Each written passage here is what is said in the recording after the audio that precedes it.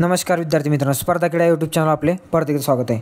विद्यार्थी मित्रांनो, आपण बघतोय BM6 आन्सर की आलेली आहे आणि सगळे फक्त आता हाच विचार करतात कट ऑफ वगैरे किती लागेल काय लागेल. विद्यार्थी मित्रांनो, लेक्चर स्टार्ट व्हायच्या आधी स्टार्टिंगलाच तुम्हाला पहिली गोष्ट एक सांगतो, म्हणजे विद्यार्थी मित्रांनो BM6चा कट ऑफ हा किती लागेल याचा अंदाज कोणीच लावू शकत नाही. हे तर तेवढंच खरं आहे. विद्यार्थी मित्रांनो, तुम्ही सध्या जरी माझं लेक्चर त्याचसाठी बघित असले तरी विद्यार्थी मित्रांनो एक सांगतोय, फक्त आपण काय करू शकतो, एक विद्यार्थी मित्रांना आलेले मार्क वगैरे याच्यानुसार एक अंदाज लावू शकतो. पण विद्यार्थी मित्रांनो, हा कट ऑफ खरा ठरेल असं नाहीच, किंवा हाच कट ऑफ लागेल असं काही नाही विद्यार्थी मित्रांनो. फक्त एक आपलं काय आहे तर आपल्याला आलेल्या मार्कनुसार आपण अंदाज लावू शकतो विद्यार्थी मित्रांनो, आणि त्यानुसारच आपण फक्त एक अंदाज बघण्याचा. कारण की विद्यार्थी मित्रांनो आपल्याला त्यांचे मार्क पाठवले, कोणाला किती मार्क आले आहेत. बऱ्याच जणांना विद्यार्थी मित्रांनो एक्सेप्टेड मार्क खूप जास्त असं होते की मला खूप जास्त मार्क येणार, पण ते विद्यार्थी मित्रांनो मार्क बरेच कमी आलेले आहेत. असं नाही की सर्वांनाच मार्क कमी आलेले आहेत, बऱ्याच विद्यार्थ्यांना मार्कसुद्धा खूप छान आलेले आहेत. पण जवळपास विचार केला तर 80% मुलांना विद्यार्थी मित्रांनो मार्क कमीच आलेले आहेत. तर आपण त्यानुसारच आपण आज एक अंदाज लावण्याचा प्रयत्न करावा.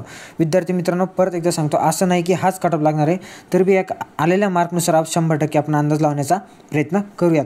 तर विद्यार्थी मित्रांनो, आपण काय बघणार आहेत तर आता बघणार आहेत, म्हणजे विद्यार्थी मित्रांनो आपण जर एक विचार केला तर शक्यतो विद्यार्थी मित्रांनो आपण तलाठीच्या पेपरनुसार बघितलं, विद्यार्थी मित्रांनो 90% पहिल्या शिफ्टच्या मुलांचे मार्क वाढतात विद्यार्थी मित्रांनो. कारण की पहिला शिफ्ट हा एकदम सरप्राईज पेपर असतो, त्याच्यामुळे शक्यतोवर आतापर्यंत असं झालेलं आहे की TCSच्या पहिल्या शिफ्टचे शक्यतोवर मार्क वाढतात.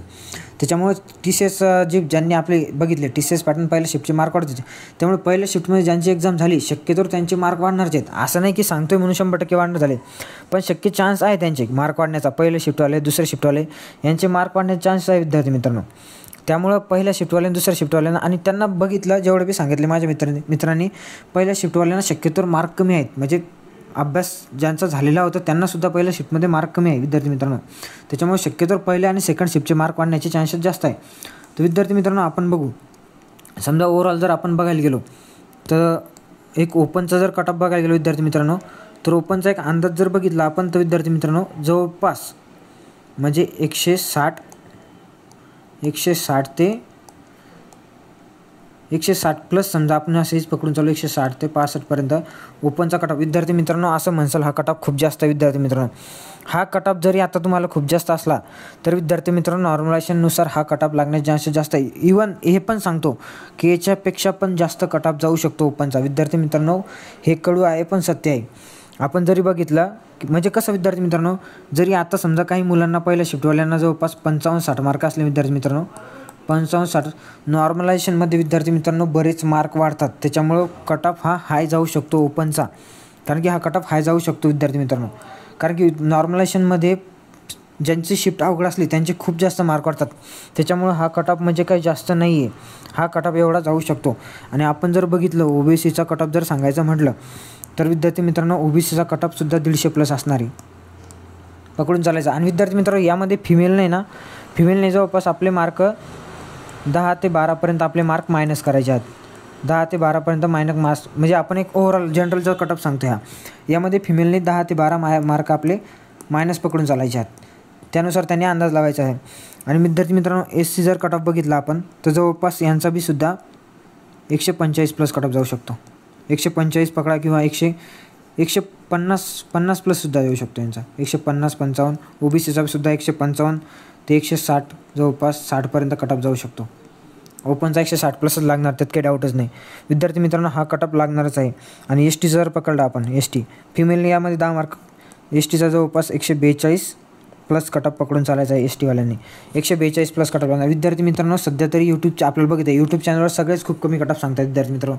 पण मला सुद्धा आधी अंदाज आला होता, मी सुद्धा कमीच कट ऑफ एक्सेप्टेड केला होता. पण मला जसे विद्यार्थी मित्रांनी मार्क पाठवले, विद्यार्थी मित्रांना बरेच मार्क आहेत, त्यांनी सांगितलं आहे आम्हाला सर खूप म्हणजे मार्क आहेत, असं नाही की खूप कमी मार्क आहेत म्हणून, त्यांना मार्क आहेत त्यानुसार हा आपण कट ऑफ सांगतो आहे. त्यामुळं यामधून कोणी म्हणजे निगेटिव्ह घ्यायचं नाही, सर तुम्ही खूप जास्त कट ऑफ सांगितला. आता काही ज्यांना खूप जास्त मार्क आहेत ते म्हणतील सर तुम्ही तर खूपच कमी सांगितला. मग असंही होऊ शकतं की ज्यांना खूप जास्त मार्क आहेत ते म्हणतील हा खूप जास्त कमी सांगितला आहे, आणि ज्यांना कमी मार्क आहेत ते यूट्यूब चॅनलवर व्हिडिओ बघणार म्हणून सांगताल तुम्ही सर काही फेकायला लागले 1-2 शिवी देऊन जाणार की सर तुम्ही खूप जास्त कट ऑफ सांगितला वगैरे. तर विद्यार्थी मित्रांनो कडू आहे पण सत्य आहे, आपल्याला कट ऑफ हा हायच भेटणार आहे. कारण की नॉर्मलायझेशनमध्ये मार्क वाढतात विद्यार्थी मित्रांनो, त्यामुळे कट ऑफ हा हायच जाणार आहे. त्यामुळे त्यांनी एक्सेप्ट करून चालायचं आहे.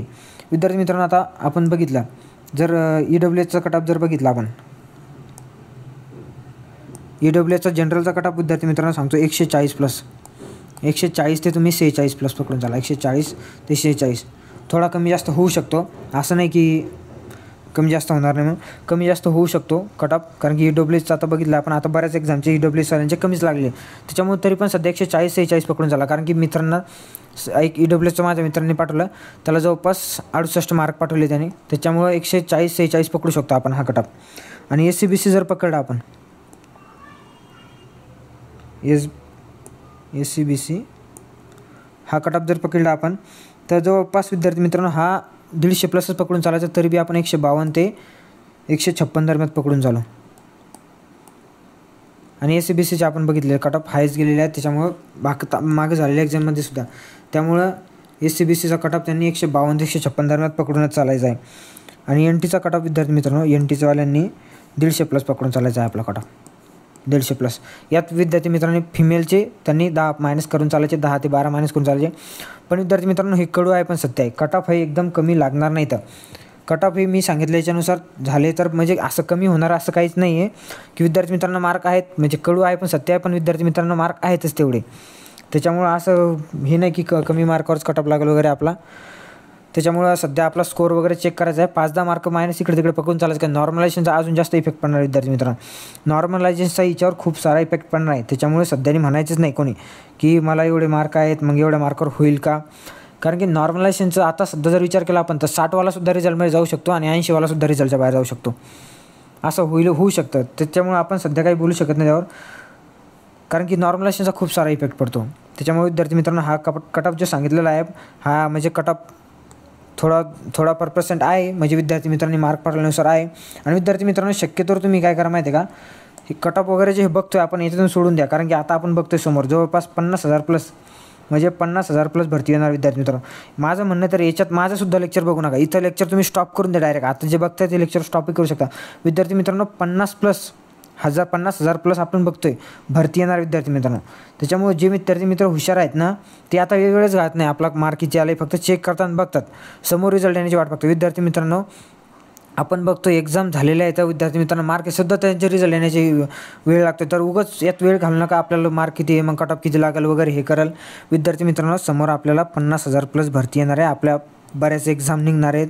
आपल्या त्या एक्झामकडे फोकस करायचा, अभ्यास कंटिन्यू ठेवायचा. विद्यार्थी मित्रांनो एखादा व्हिडिओ बघायचा आणि लगेच यातून बाहेर पडायचं. एक अंदाज लावायचा 5-10 मार्क प्लस असला आपण असलो तेवढ्या का अंदाज लावायचा आणि यातून बाहेर पडायचं. विद्यार्थी मित्रांनो त्याच्यामुळे आता अभ्यासाला लागा. जास्त कट ऑफ बघण्यात वेळ वाया घालू नका. जे व्हायचं ते फायनल रिझल्टनुसार होणारच आहे. बाकी समोर तर काय आपल्या हाती नाही. आपल्या हाती एकच आहे फक्त एक्झाम द्यायची आणि अभ्यास करायचा विद्यार्थ्यांचा. त्यामुळे आपण अभ्यास करायचा आहे आणि आपल्या येणाऱ्या एक्झाममध्ये आपल्याला कसे जास्तीत जास्त मार्क घेतील. आता आपल्या चुका कुठं झाल्या, नेमक्या कोणत्या सब्जेक्टमध्ये मार्क कमी आले. विद्यार्थी मित्रांनो आपण बघतोय मराठी झालं, मराठीमध्ये बऱ्याच विद्यार्थी मित्रांना मार्क आले, इंग्लिशमध्ये थोडेफार कमी आले आहेत, मॅथ रिजनिंगमध्ये मार्क चांगले आले आहेत. आणि राहिलं GS तर आपण बघितलं खूप टफ लेवलचं विचारलं आहे. त्यात आपल्याला मॅथ रिजनिंग म्हणजे करंट विचारलं आहे. तर विद्यार्थी मित्रांनो आपल्याला याच्यावर काम करायचं. आपल्याला कोणत्या सब्जेक्टमध्ये कमी मार्क आले वगैरे आपण हे चेक करायचं. आपण आता उगाच कट ऑफ वगैरे बघत बसणं, याच्यात टाईमपास करायचं नाही. आपण काय करायचं फक्त आपल्याला कोणत्या सब्जेक्टमध्ये कमी मार्क आले हे चेक करायचं आहे आणि त्यानुसार आपल्याला समोरचा स्टडी करायचा. विद्यार्थी मित्रांनो समोरच्या येणाऱ्या 50,000 भरतीसाठी सगळ्यांना ऑल द बेस्ट. आणि अशाच नवीन माहितीसाठी आपल्या चॅनलला सबस्क्राईब करायचं आहे. विद्यार्थी मित्रांनो थँक्यू. चला भेटूया नेक्स्ट लेक्चरमध्ये.